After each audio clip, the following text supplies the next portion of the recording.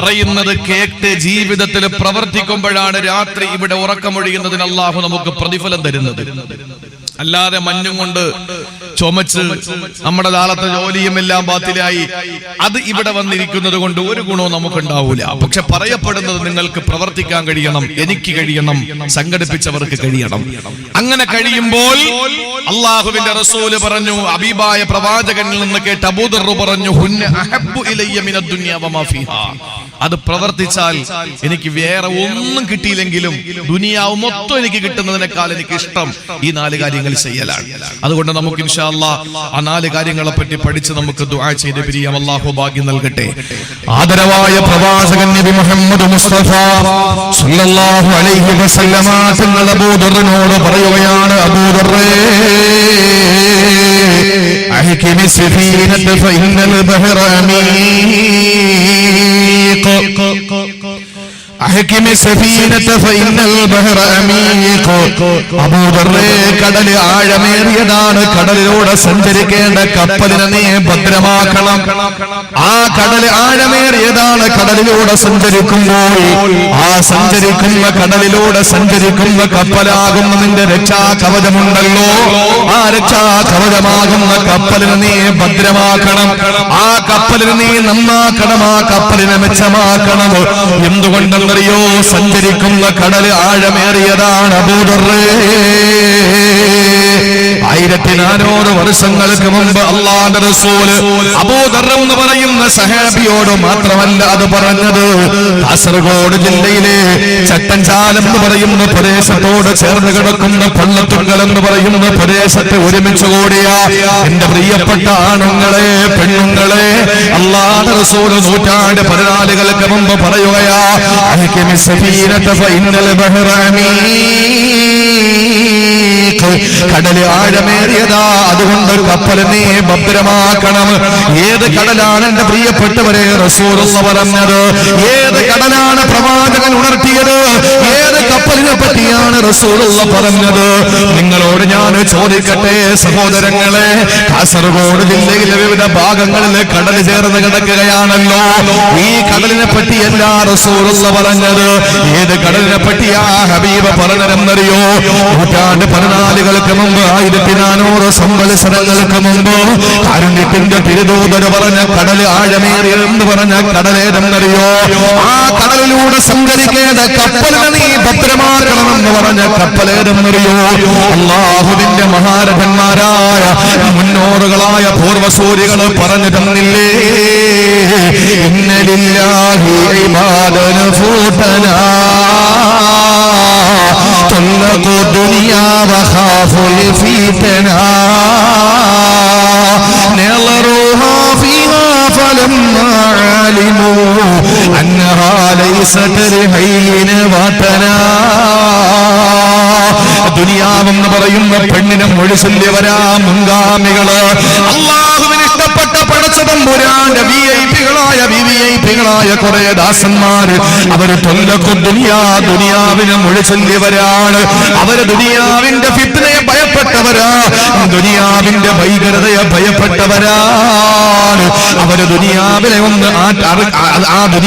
ഒന്ന് അവര് പരിശോധിച്ചപ്പോൾ, ദുനിയാവിനെ ആട്ടിക്കുറുക്കിയൊന്ന് പരിശോധിച്ചപ്പോ ഒരു മനുഷ്യന് താമസിക്കാൻ പറ്റിയ നാടല്ല, ഒരു മനുഷ്യനെ വിശ്വസിക്കാൻ പറ്റിയ വീടല്ല ഈ ദുനിയാവെന്ന് മനസ്സിലാക്കിയപ്പോൾ അവര് ദുനിയാവിനെ ഒഴിവാക്കി മൊഴിച്ചൊല്ലിയവരാണ്. സഹോദരങ്ങളെ, കടലേതാണ്, കപ്പലേതാണ്? ആ സമയത്ത് അവര് ദുനിയാവ് വേണ്ട എന്ന് വെച്ചപ്പോ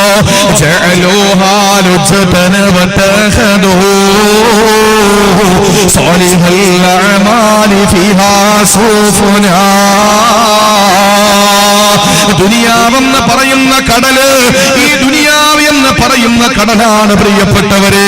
നിങ്ങൾക്കറിയില്ലേ, നടുകടലിലും മുങ്ങി താഴുന്നവന് കച്ചിട്ടെരുമ്പ് കിട്ടിയാലും രക്ഷപ്പെടും.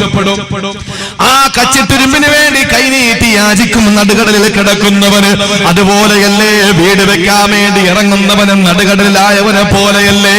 കടലിൽ മുങ്ങി താഴുന്നവന്റെ കൊതി എന്താണ്? പെട്ടെന്ന് രക്ഷപ്പെടണമെന്നാണ്. വീട് വെക്കാൻ തുടങ്ങുന്നവന് കടലിൽ ചാടിയവനെ പോലെയാണ്. പെട്ടെന്നൊന്ന് വീട് വെച്ചിരുന്നെങ്കിൽ മതിയായിരുന്നു, ആ വീടിന്റെ പണിയൊന്ന് പൂർത്തീകരിച്ചിരുന്നെങ്കിൽ മതിയായിരുന്നു. കല്യാണം കഴിക്കുന്നവന്റെയും അവസ്ഥ അത് തന്നെ. കല്യാണം വിളി തുടങ്ങിക്കഴിഞ്ഞാൽ, കല്യാണത്തിന്റെ പ്രപ്പോസൽ വന്നു കഴിഞ്ഞാൽ അവന്റെ മനസ്സിന്റെ ചിന്ത എന്താണ്? പെട്ടെന്ന് ആ കല്യാണം ഒന്ന് കഴിഞ്ഞിരുന്നെങ്കിൽ. എന്തുകൊണ്ടാണ്? നടുകടലിൽ ചാടിയവനെ പോലെയാണ്.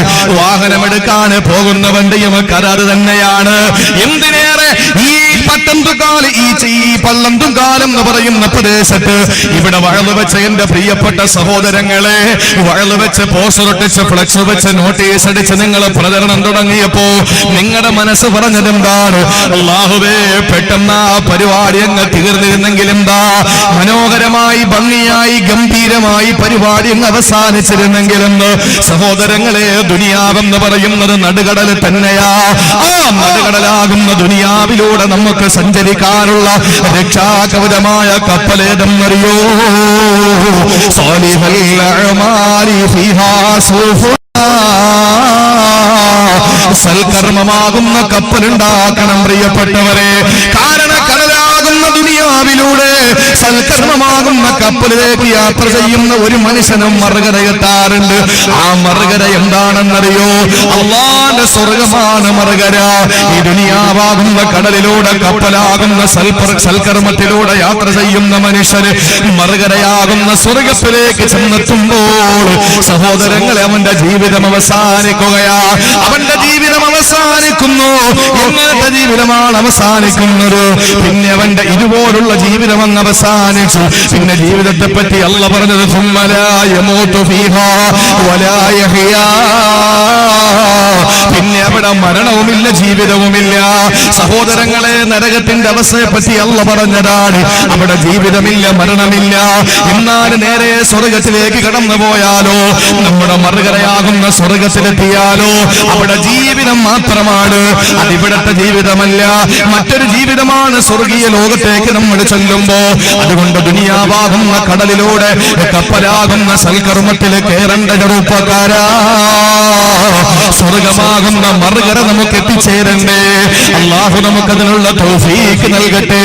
അല്ലാഹു നമുക്കതിനുള്ള തൗഫീക്ക് നൽകട്ടെ. അതുകൊണ്ട് കടൽ ആഴമേറിയതാണ്. കപ്പലിനെ നമ്മൾ ഭദ്രമാക്കണം. ഒന്ന് ശ്രദ്ധിച്ചോളി എന്റെ പ്രിയപ്പെട്ട സഹോദരങ്ങളെ, ഈ ദുനിയാവെന്ന് പറയുന്നത് കടലാണ്. ആർക്കും ഒരു സംശയം ഉണ്ടാകണ്ട, ഒരു കടൽ തന്നെയാണ്. ആ കടലിൽ വീണുപോയവൻ എത്രയും പെട്ടെന്ന് രക്ഷപ്പെടണമെന്ന് കൊതിക്കുന്നത് പോലെ, നടുകടലിൽ വീണവൻ രക്ഷപ്പെടാൻ ആഗ്രഹിക്കും പോലെയാണ് ദുനിയാവിൽ നമ്മൾ ഏതൊരു വിഷയത്തിൽ ഇറങ്ങി തിരിച്ചാലും പെട്ടെന്ന് ഇതങ്ങ് തീർന്നിരുന്നെങ്കിൽ കൊള്ളാമായിരുന്നു.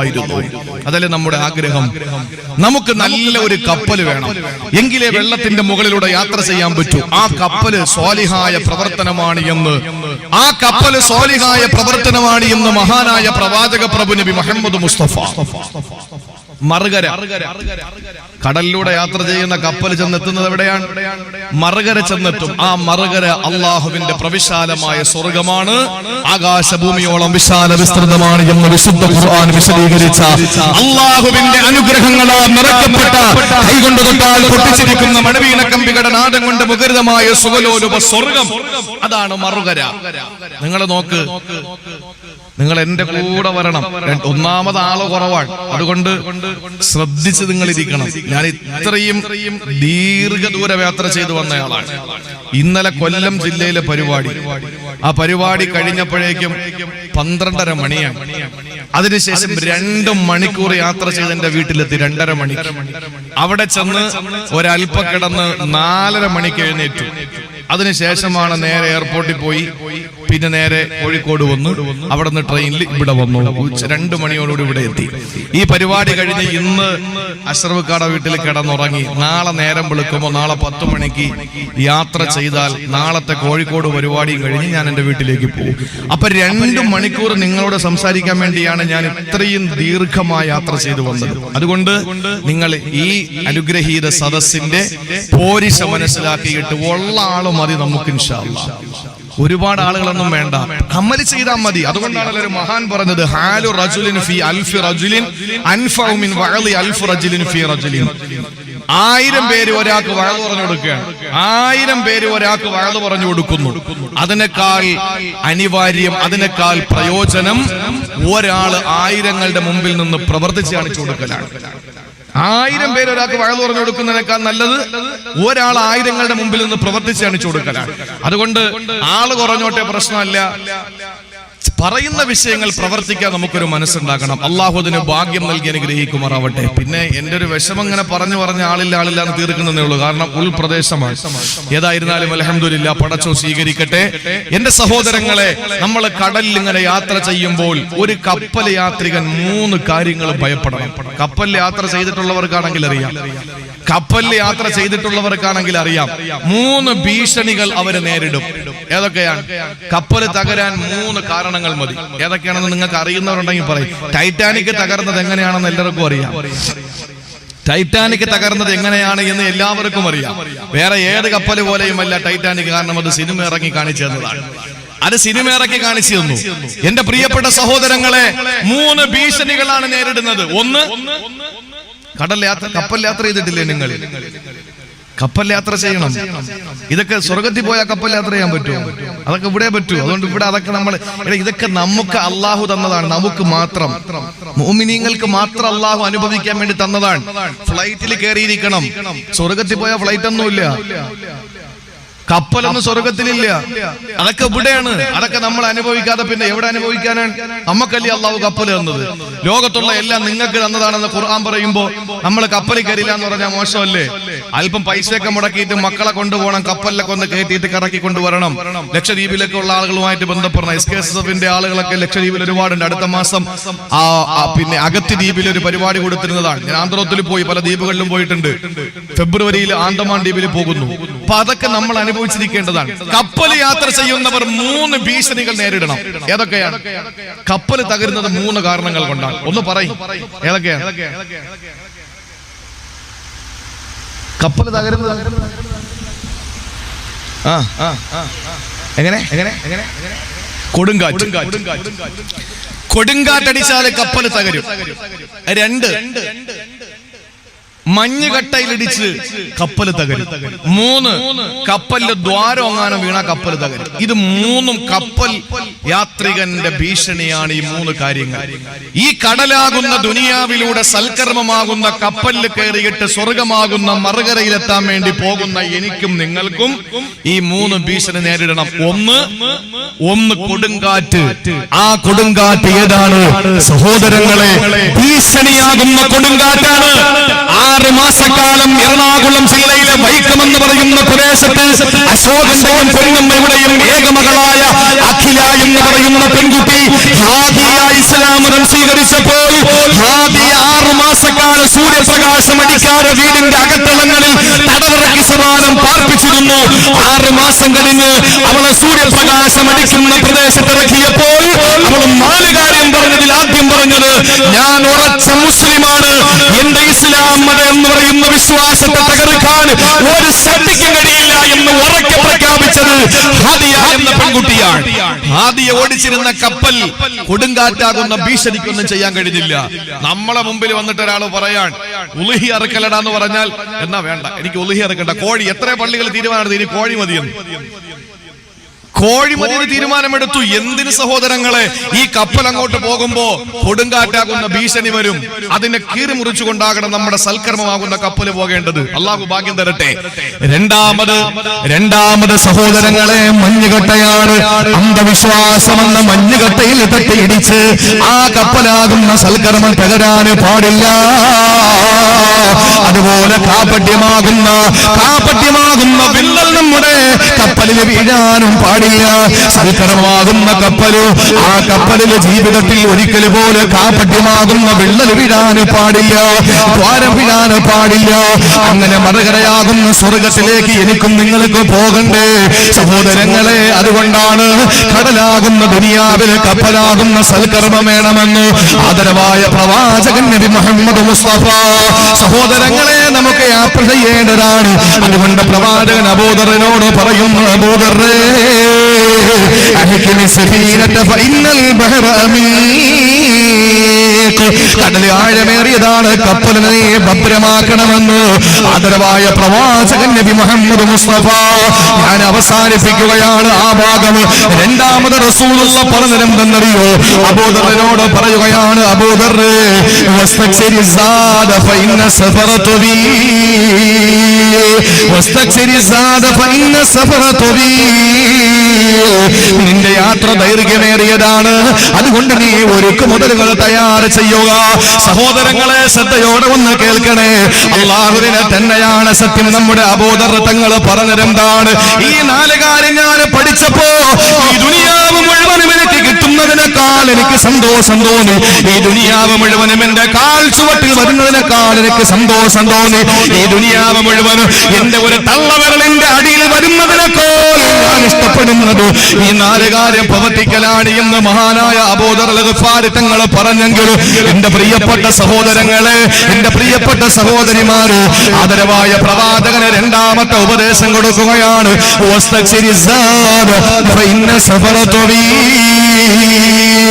യാത്ര ദൈർഘ്യമേറിയതാണ്, അതുകൊണ്ട് പൊന്നുമോനെ അബൂദറേ, നീ ഒരുക്കു മുതലുകൾ തയ്യാർ ചെയ്തോ. കപ്പലിലാണ് ഒരു യാത്ര പോവുകയാണ് നമ്മൾ, ശ്രദ്ധിക്കണം. ഡൊഫടിച്ച മക്കളൊക്കെ കേട്ടോളി, നിങ്ങളെപ്പറ്റി നല്ലത് പറഞ്ഞിരിക്കുകയാണ് ഞാൻ. കുരുത്തക്കേട് കാണിച്ച് മോശം പറയിപ്പിക്കരുത്. പത്തനംതിട്ട ജില്ലയിലെ വാതിന് പോയി, എന്തൊരു ബഹളമാണ് കുട്ടികൾ. ഇവിടത്തെ പോലെ അല്ല, അവിടെ ലേലം ചെയ്യാൻ വേണ്ടി സാധനങ്ങൾ കൊണ്ട് വെച്ചിരിക്കും. ലേലം ചെയ്യാൻ വേണ്ടി സാധനങ്ങൾ ഒരു സൂപ്പർ മാർക്കറ്റ് ആണെന്ന് തോന്നും കണ്ടാൽ. കൊല മുതല് തേങ്ങ വരെ, തേങ്ങ മുതല് അരി വരെ, അരി മുതൽ മുട്ട വരെ എല്ലാ സാധനങ്ങളും ഉണ്ട്. ഒരു സ്റ്റേജ് നിറച്ച സാധനങ്ങളാണ്. ഞാൻ വയൽ പറയാൻ നിന്നാൽ എങ്ങനെയാണ് നിന്നത്? കാരണം എന്താ, നിൽക്കാൻ സ്ഥലമില്ല, മൊത്തം ലേലത്തിന്റെ സാധനങ്ങളാണ്. അപ്പൊ ആ സാധനങ്ങൾ കൊണ്ട് വെച്ചിരിക്കുന്ന സദസ്സില് മക്കളെ ആകൊരു അസ്വസ്ഥതയാ. സദസ്സ് കയറിയപ്പോ നല്ല ആൾക്കൂട്ടമുണ്ട്. ഇടത് ഭാഗത്ത് ഫ്രണ്ടിൽ വന്നിരിക്കുന്ന കുട്ടികളൊക്കെ ബഹളം, അവർ അങ്ങോട്ട് ബഹളം ഇങ്ങോട്ട് ബഹളം. എന്തെങ്കിലും പറയാൻ പറ്റുമോ? നീ പോടാന്നിരുന്ന് പറഞ്ഞ നാണക്കേടായില്ലേ? പിന്നെ ആ നാട്ടിൽ വാതിന് പോകാൻ പറ്റുമോ? അപ്പൊ അതുകൊണ്ട് ഒരു അക്ഷരം മിണ്ടിയില്ല. ഞാൻ സംഘാടകടുത്ത് ചോദിച്ചു, ലേലൊന്നും വിളിക്കില്ല, ഈ അണ്ടിപ്പരിപ്പ് എത്ര രൂപ വേണോന്ന് ചോദിച്ചു. ഒരു വലിയ കവർ അണ്ടിപ്പരിപ്പ് എത്ര രൂപ വേണോന്ന് ചോദിച്ചു. അത് ഉസ്താദ് എടുത്തോളി, കുഴപ്പമില്ല. ഞാൻ പറഞ്ഞു എനിക്കല്ല, ഞാൻ 1000 തന്നേക്കാം. ആ മക്കൾക്ക് ഇട്ടെടുത്ത് കഴിഞ്ഞ് പൊട്ടിച്ച് തിന്നോളാൻ പറഞ്ഞു. ഇതിന്റെ വായിൽ അണ്ടിപ്പരിപ്പ് കയറിയതുപോലെ പിന്നെ തീരുന്നവരോ അക്ഷരം വേണ്ടിയില്ല, ചവച്ചിരുന്നോണ്ട് ശബ്ദം ഉണ്ടാക്കാതിരിക്കും.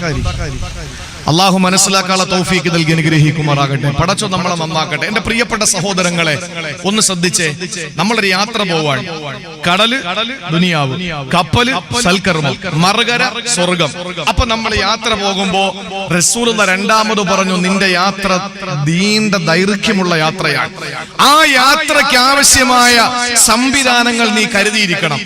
ഞാൻ ചോദിക്കട്ടെ, ഇവിടെ നിന്ന് തിരുവനന്തപുരത്ത് പോകുന്ന ഒരാള് എന്തൊക്കെ കരുതും? ഒരാളെ യാത്ര പോവാൻ നമുക്ക് എന്തൊക്കെയാണ് കൊണ്ടുപോകേണ്ടത്? പറയും. ഗൾഫിൽ പോകുന്ന ഒരു ഭർത്താവ്, നമ്മുടെ ഈ നാട്ടിൽ നിന്ന് ഗൾഫിലൊക്കെ ഒരുപാട് സഹോദരങ്ങൾ പോകാറുണ്ട്. ഗൾഫിലേക്ക് പോകുന്ന ഒരാൾക്ക് ഭാര്യ പോകുന്നതിന്റെ തലേ ദിവസം റെഡിയാക്കി കൊടുക്കുന്ന യാത്രയുടെ പ്രധാനപ്പെട്ട 3 സംഗതികളുണ്ട്. എന്തൊക്കെയാണ്? ഗൾഫിൽ പോയവർക്ക് അറിയാം ഭാര്യ എന്തൊക്കെ തന്നു.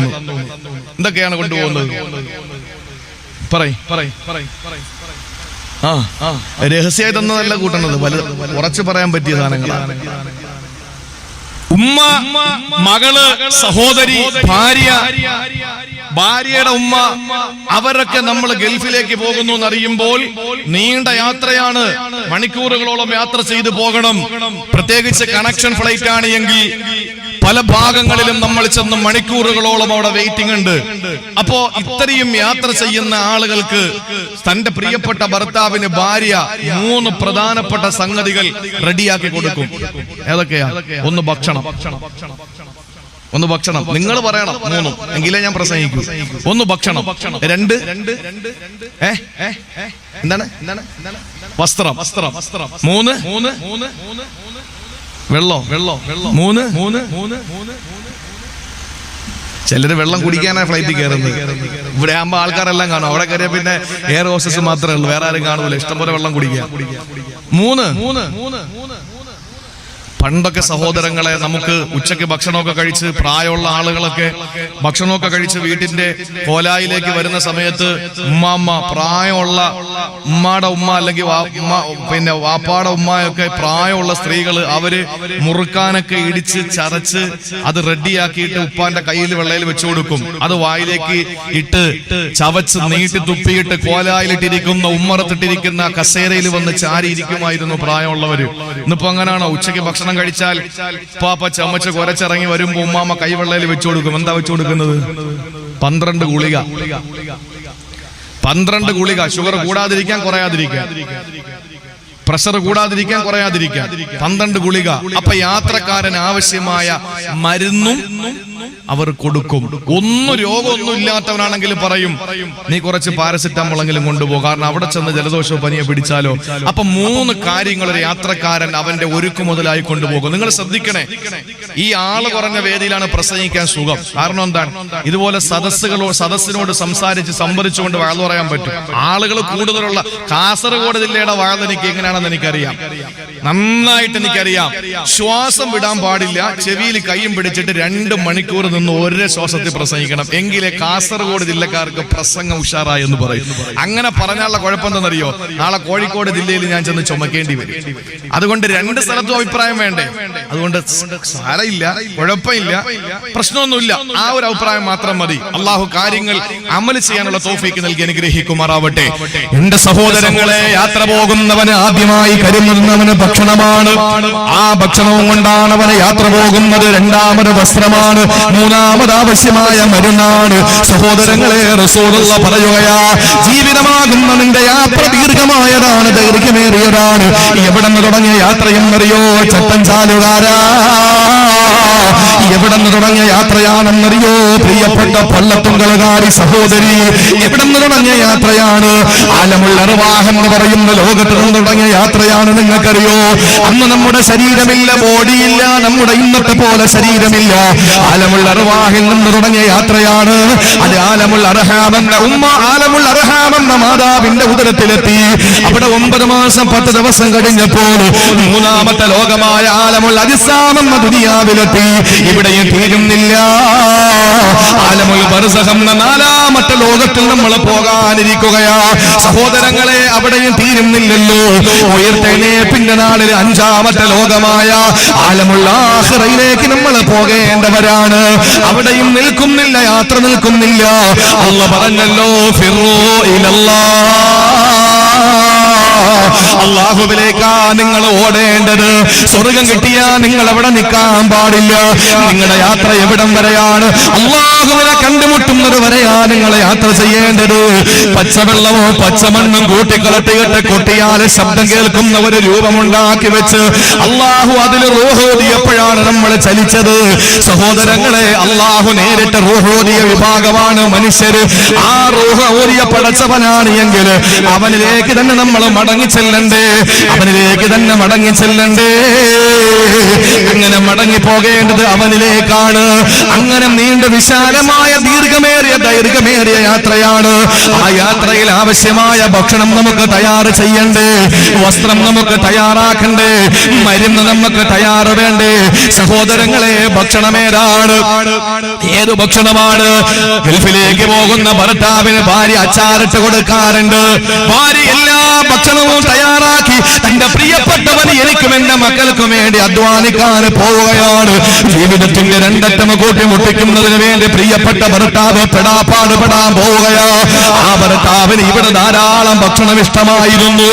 എന്റെ ജീവിതത്തിൽ 10-15 വർഷത്തെ തന്റെ ജീവിതത്തിന്റെ യാത്രയിൽ തന്റെ പ്രിയപ്പെട്ടവന് ഇഷ്ടമുള്ള ഭക്ഷണമേതെന്ന് ഭാര്യക്കറിയാ. തന്റെ പ്രിയപ്പെട്ടവന് കമ്പമുള്ള ഭക്ഷണമേതെന്ന് ഭാര്യക്കറിയാ.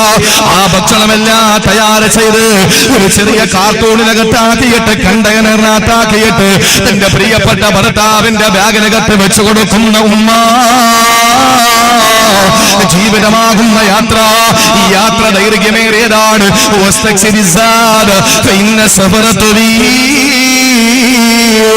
യാത്ര ദീർഘമായതാണ്. അതുകൊണ്ട് യാത്രയ്ക്ക് ആവശ്യമായ ഒരുക്ക് മുതലുകൾ തയ്യാർ ചെയ്യുക. സഹോദരങ്ങളെ, ഒന്നാമത് വേണ്ടത് ഭക്ഷണമാണ്. ഈ ഭക്ഷണം ഏതെന്നറിയോ? ബിരിയാണിയല്ല. ഈ ഭക്ഷണം ഏതാണ് പ്രിയപ്പെട്ടവരെ? നമ്മൾ കഴിക്കുന്ന ഭക്ഷണമല്ല. അല്ലാഹു തന്നെ പറയട്ടെ, നിങ്ങൾ ആവശ്യമായ ഒരുക്ക് മുതലുകൾ വിഭവങ്ങൾ നിങ്ങൾ തയ്യാർ ചെയ്യുക.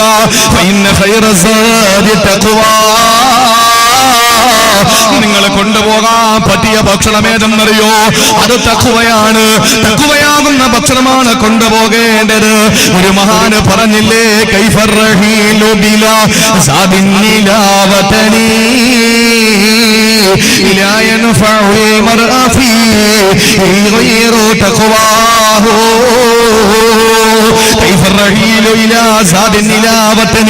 ഒരു നാട്ടിലേക്ക് ഭക്ഷണമില്ലാതെ എങ്ങനെയാണ് യാത്ര പോവുക? ഒരു നാട്ടിലേക്ക് ഭക്ഷണമില്ലാതെ എങ്ങനെയാണ് യാത്ര പോവുക? അവന്റെ യാത്രയിൽ ഏറ്റവും ഉചിതമായ ഭക്ഷണം തഖ്വയാണ്. സഹോദരങ്ങളെ, നമുക്ക് യാത്ര പോകേണ്ടേ? നമ്മൾ യാത്രക്കാരനല്ലേ? കടലാകുന്ന ദുനിയാവിലെ കപ്പലാകുന്ന സൽക്കർമ്മമാകുന്ന കപ്പലിൽ നമ്മൾ യാത്ര ചെയ്യുന്നവരല്ലേ? നമ്മൾ അല്ലാഹുവിന്റെ സ്വർഗമാകുന്ന മറുകരയെത്തന്റെ ഉമ്മ. അതുകൊണ്ട് ദീർഘമായ യാത്രയിലെ ഭക്ഷണമേതാണ്? അത് തഖ്വയാണെന്ന് പരിശുദ്ധ ഖുർആൻ. ഈ ആയത്തിറങ്ങാനുള്ള കാരണം എന്തെന്നറിയോ സഹോദരിമാരെ? അത് അറിയുമ്പോഴാണ് നമ്മുടെ ഭക്ഷണം ഏറ്റവും മെച്ചമായ തഖ്വയാണെന്ന് മനസ്സിലാവുക. മക്കയിലേക്ക് പരിശുദ്ധമായ ഹജ്ജിന് പോകുന്ന ആളുകളുണ്ടായിരുന്നു. ആളുകളുടെ വീട്ടിൽ നിന്ന് ഭക്ഷണം എടുത്തു കൊടുക്കുമ്പോൾ അവര് പറയുമായിരുന്നു, ഞങ്ങൾ തിന്നാൻ പോകുന്നവരല്ല, ഞങ്ങൾ തിന്നാൻ പോകുന്നവരല്ല, ഞങ്ങൾക്ക് ഭക്ഷണം വേണ്ട, ഞങ്ങൾക്ക് ഭക്ഷണം വേണ്ട. അവര് ഒരു നേരത്തെ ഭക്ഷണം പോലും പൊതിഞ്ഞെടുക്കാതെ, അവര് ഒരു തുള്ളി വെള്ളം പോലും കയ്യിൽ കരുതാതെ പരിശുദ്ധ ഹജ്ജിന് വരുമായിരുന്നു. അങ്ങനെ അവര് നേരെ വന്ന് പരിശുദ്ധ കഅബ കണ്ട് അവര് തവാഫ് ചെയ്ത് സഅയ് ചെയ്ത് അവര് തഹല്ലുലായി ഹജ്ജങ്ങ് പൂർത്തീകരിച്ചാൽ, ഉംറ പൂർത്തീകരിച്ചു കഴിഞ്ഞാൽ 2-3 ദിവസം കഴിയുമ്പോൾ വിശപ്പ് തുടങ്ങും. അങ്ങനെ വിശപ്പ് തുടങ്ങുമ്പോൾ സഹോദരങ്ങളെ, പിന്നെ അവർക്ക് തവക്കുലില്ല. അവര് പറഞ്ഞപ്പോ, വീട്ടിൽ നിന്ന് പോകാനിറങ്ങിയപ്പോൾ ഈ ആളുകളെ ഭക്ഷണം കൊടുത്തപ്പോൾ പറഞ്ഞതെന്താണ്? തവക്കൽതു അലല്ലാഹ്, ഞങ്ങൾക്ക് ഭക്ഷണം വേണ്ട, എല്ലാം പടച്ചവനെ ഏൽപ്പിച്ചിരിക്കുകയാ. പക്ഷേ പക്കയിലെത്തി ഹജ്ജ് കഴിഞ്ഞപ്പോ അവരുടെ വിശപ്പ് തുടങ്ങിയപ്പോൾ പിന്നെ തവക്കുല് മറന്നുപോയി. തവക്കുല് വിശപ്പ് വന്നപ്പോൾ മറന്നുപോയി. അങ്ങനെ അവര് ചെയ്തതെന്തെന്നറിയോ? പള്ളിയിൽ നമസ്കാരത്തിന് വേണ്ടി വരുന്ന ആളുകളോട് കൈനീട്ടാൻ തുടങ്ങി. വല്ലതും തരുമോ, വിശക്കുകയാ, വല്ലതും തരുമോ, വിശക്കുകയാ എന്ന് പറഞ്ഞ ആളുകളോട് കൈനീട്ടിയപ്പോ അല്ലാഹുവിന്റെ പരിശുദ്ധമായ ഖുർആനിലൂടെ അല്ലാഹു അറിയിക്കുകയാ, വതസവ്വദൂ ഫഇന്ന ഖൈറ സാരി തഖ്വാ. നിങ്ങൾ ഹജ്ജിന് പോകുമ്പോൾ, ഉംറയ്ക്ക് പോകുമ്പോൾ, നിങ്ങൾ യാത്രക്കിറങ്ങുമ്പോ കഴിക്കാനുള്ള ഭക്ഷണം കൂടെ നിങ്ങൾ തയ്യാർ ചെയ്യണേ. ഏറ്റവും നല്ല ഭക്ഷണം ഏതെന്നറിയോ? അത് തഖ്വയാണെന്ന് പരിശുദ്ധ ഖുർആൻ. എന്ത് തഖ്വയാണ് ചട്ടൻ ചാലുകാരാ നമുക്കുള്ളത്? നമ്മൾ കഴിക്കുന്ന ഭക്ഷണം ഹലാലാണെന്ന് ഉറപ്പുണ്ടോ? നമ്മൾ കഴിക്കുന്ന ഭക്ഷണം ഹലാലാണെന്ന് ഉറപ്പുണ്ടോ? പറയാൻ എളുപ്പമാണ്, പ്രസംഗിക്കാൻ എളുപ്പമാണ്. അല്ലാഹുവിന് ഇഷ്ടപ്പെടാത്ത ഒരു പല്ലിമുട്ടായി നമ്മുടെ പള്ളയിൽ പോയോ, നമ്മുടെ ദുആ സ്വീകരിക്കുകയില്ല, നമ്മുടെ പ്രാർത്ഥന അല്ലാഹു കബൂൽ ചെയ്യുകയില്ല. എന്റെ പ്രിയപ്പെട്ട സഹോദരങ്ങളെ, ചിന്തിക്കണേ. നിങ്ങൾക്കറിയോ, മഹാനായ ഇമാം അഹ്മദ് ബിൻ ഹംബൽ ഇന്ന് മദ്ഹബ് വേണ്ടെന്ന് പറയുന്നവരുണ്ടല്ലോ. മദ്ഹബ് വേണ്ട എന്ന് പറയുന്ന മിടുക്കന്മാര് വിഡ്ഢികളുടെ സ്വർഗത്തിലാണ്. മഹാനായ ഇമാം അഹ്മദ് ബിൻ ഹംബൽ മുഹദ്ദിസ് അല്ലേ? മഹാനായ ഇമാം അഹ്മദ് ബിൻ ഹംബൽ ഫഖീഹ് അല്ലേ? മഹാനവറുകൾ ഒരു മദ്ഹബിന്റെ ഇമാമല്ലേ? അഹ്മദ് ബിൻ ഹംബലിന്റെ ജീവിതത്തിൽ ഒരു ഒരു സംഭവം ഉണ്ടായി. സഹോദരങ്ങളെ, ഇമാം അഹ്മദ് ഇബ്നു ഹംബലിന് ഭക്ഷണം പാചകം ചെയ്യാൻ കുറച്ച് തൈരിന്റെ ആവശ്യം വന്നു. ബന്ധുക്കളോട് പറഞ്ഞു, തൈര് കൊണ്ടുവരുമോ? സഹോദരിമാരെ കേൾക്കാൻ വേണ്ടി കേട്ട് പറയുകയാ, കുറച്ച് തൈര് കൊണ്ടുവരുമോ? അങ്ങനെ കുറച്ച് തൈര് കൊണ്ട് ബന്ധുക്കളെ കയ്യിൽ കൊടുത്തു. സുബ്ഹാനല്ലാഹ്, ഇമാം അഹ്മദ് ഇബ്നു ഹംബൽ ആ തൈര് പാത്രം എടുത്ത് കയ്യിൽ വെച്ച് നോക്കിയപ്പോ മഹാനായ അഹ്മദ് ഇബ്നു ഹംബലിന് സംശയം വന്നു. അഹ്മദ് ഇബ്നു ഹംബൽ പറഞ്ഞത് എന്തെന്നറിയോ? എനിക്ക് തൈര് വേണ്ട. കാരണം ഇത് ഹലാലാണോ ഹറാമാണോ എന്നറിയാത്ത തൈര. ഇത് വ്യക്തമായി എനിക്ക് ഹലാലാണെന്നോ ഹറാമാണെന്നോ അറിയാത്ത തൈര. അതുകൊണ്ട് തൈര് എനിക്ക് വേണ്ട എന്ന് പറഞ്ഞു. നശിപ്പിച്ച് കളയാൻ ബുദ്ധിമുട്ട് തോന്നിയ ബന്ധുക്കൾ ചോദിച്ചു, എന്നാൽ ഇവിടത്തെ പാവങ്ങൾക്ക് കൊടുക്കട്ടെ, പട്ടിണി പാവങ്ങൾ ധാരാളമുണ്ടല്ലോ. ഇമാം അഹ്മദ് ഇബ്നു ഹംബൽ പറഞ്ഞു, കൊടുത്തോ, പ്രശ്നമല്ല. പക്ഷേ ഞാൻ സ്വീകരിച്ചില്ല, തിരസ്കരിച്ച തൈരാണെന്ന് പറഞ്ഞിട്ട് വേണം കൊടുക്കാൻ. ഇമാം അഹ്മദ് ഇബ്നു ഹംബലിന്റെ ബന്ധുക്കള് അവിടെയുള്ള പട്ടിണി പാവങ്ങളുടെ വീട്ടുമുറ്റത്ത് ചെന്ന് ചോദിക്കുന്നു, തൈര് വേണോ? അവര് ചോദിച്ചു, എന്തെന്നാ കിട്ടിയത്? അഹ്മദ് ഇബ്നു ഹംബൽ ഉപേക്ഷിച്ച തൈരാണ്. അല്ലാഹുവിനെ തന്നെയാണ് സത്യം. അവര് പറഞ്ഞതെന്തെന്നറിയോ? നിങ്ങൾ വിശന്നങ്ങ് മരിച്ചാലും, നിങ്ങൾ പട്ടിണി കിടന്ന് മരിച്ചാലും നിങ്ങൾക്ക് ഇമാം അഹ്മദ് ഇബ്നു ഹംബൽ ഒഴിവാക്കിയ തൈര് വേണ്ട. എന്തുകൊണ്ടെന്നറിയോ? ഇമാം അഹ്മദ് ഇബ്നു ഹംബൽ വേണ്ടെന്ന് പറഞ്ഞതിൽ എന്തോ രഹസ്യമുണ്ട്. അവസാന ബന്ധുക്കൾക്ക് നിലത്തൊഴിക്കാൻ വിഷമം തോന്നിയപ്പോ ആ തൈര് പാത്രം വലിച്ച് കടലിലേക്ക് എറിഞ്ഞത്രേ.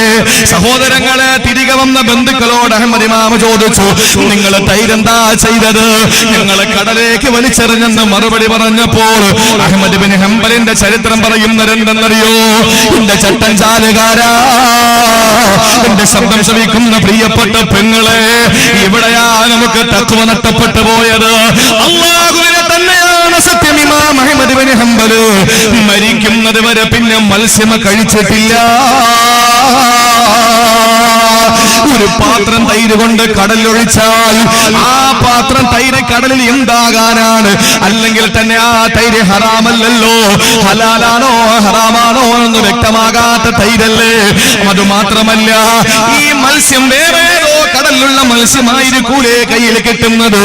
എന്നാലും മഹാനവറുകൾ പറഞ്ഞത്, ഈ ഹലാലായോ ഹറാമാണോ എന്നറിയാത്ത തൈര് കഴിച്ച മത്സ്യമാണെങ്കിലോ ഒരു സാധ്യത വന്നാലോ, എന്റെ പള്ളയിലത് കടന്നാലോ, എന്റെ പടച്ചവന്റെ സ്വർഗം എനിക്ക് കിട്ടൂലല്ലോ എന്ന് ചിന്തിച്ച് മരിക്കുന്നത് വരെ മത്സ്യം വേണ്ടെന്ന് വെച്ചാ, മരിക്കുന്നത് വരെ മത്സ്യം ഒഴിവാക്കി ജീവിച്ച ഇമാം അഹ്മദ് ഇബ്നു ഹംബൽ.